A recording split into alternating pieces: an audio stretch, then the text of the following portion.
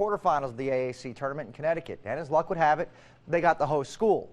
UConn beat the Cats in last year's tournament in Memphis, then went on to win it all at the NCAA tournament. Larry Davis looking to keep the team on a roll, 5 in a row coming in, 12-12 early. Octavius Ellis gathered the loose change. UC up 2. Cats down 3 in the second now. Look at this one from Gary Clark. The strength from the freshman. We're tied in Connecticut. Now UConn getting a little home cooking. Daniel Hamilton from the Massachusetts border. 45 apiece. UC down 2 now. 15 seconds to go. Shaq Thomas the tip. We're tied at 54. Final ticks. Ryan Boatwright. You remember how UConn broke UC's heart at the conference tournament in Memphis last year? Yeah, they did it again. Buzzer beater for Boatwright. Good night. UC home to watch Selection Sunday. They lose by 3 in the quarters. The Bluegrass State might end up with 2 undefeated national champions this year. You know all about John Calipari's Wildcats, but the women's team at Thomas More College has been impressive as well. With Sydney Moss leading the way, the Saints hosted a Sweet 16 game in the Division III tournament tonight. Thomas More College and Washington University of Missouri. First half, here's Sydney Moss. Pulls up near the free throw line. Smooth, drops in the soft jumper. WashU kept this thing close for a while. Alyssa Johansson slicing down the lane. She had 19 for them.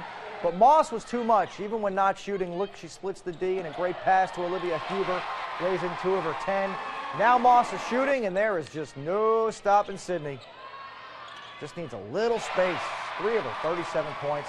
Saints go on to win 103-90.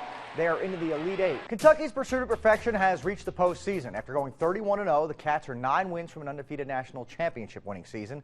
The pressure and intensity of each game will only increase with each victory now and each round. And today it was the quarterfinals of the SEC tournament against Florida. Second half, Coach Cal's guys up 8. Here's Aaron Harrison in transition. Stops and pulls from deep, 42-31.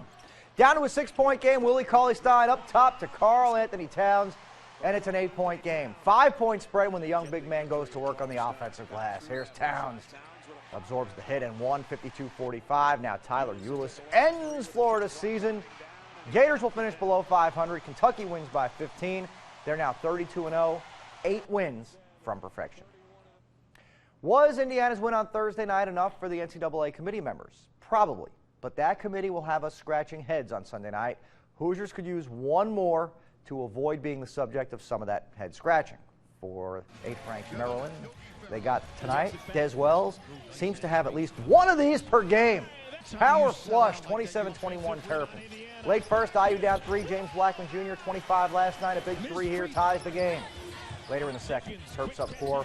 Jared Nickens pumps in a 3 to push the Maryland lead to 7. Multiple chances at getting within a bucket late, but they are all off the mark.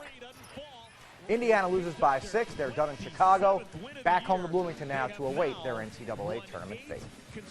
Buckeyes looking to move on. They got Michigan State in the nightcap in Chicago tonight. Spartans up 7. Amir Williams gets loose in the lane. It's a 5-point game. 6-point game. D'Angelo Russell tries to split the defense. Not happening. Denzel Valentine leaks out. Big finish. 45-37 Michigan State. Spartans now ready to put this thing away. Travis Trice from way out. 50-39. Buckeyes losing the Big Ten quarter 76-67. So they will watch Selection Sunday from Columbus to see where they're headed. Cyclones back at the bank against the Solar Bears from Orlando. Right now the Clones have only a 1-point lead over Wheeling, 2 points over Indy for the final playoff spot in their division. So these regular season games starting to have a postseason atmosphere for the Clones, who went all the way to the Kelly Cup Finals just last spring. First period action, no score, slap shot on goal, sneaks by, and this one's going to be poked home by Jacob Seppes before the net comes dislodged. Push ahead to the second period, still 1-0. Puck in the Clone zone again. It's played off the boards perfectly. Comes right to Orlando's Patrick Wadling, and it's 2-0 Orlando. Late second, Clones finally on the board. Christian Manella redirects the slap shot, making it a 2-1 game, but the Solar Bears go on to win 3-2. Clones home again tomorrow night.